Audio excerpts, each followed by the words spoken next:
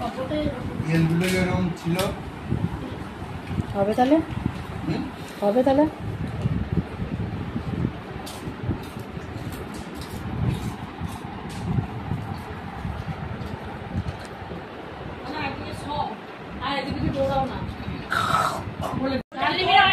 তোদের ভিডিও না করতে পারি, খাবারগুলো তো ভিডিও করতে পারি নাকি দিদি? আজকে নিরামিষ রান্না, ফুলকপির তরকারি, পনির ভাপা, পোলাও, আলুর দম, ভেজ ডাল, আর আছে ভাজা 5 রকম, চাটনি, পাঁপড়, মিষ্টি।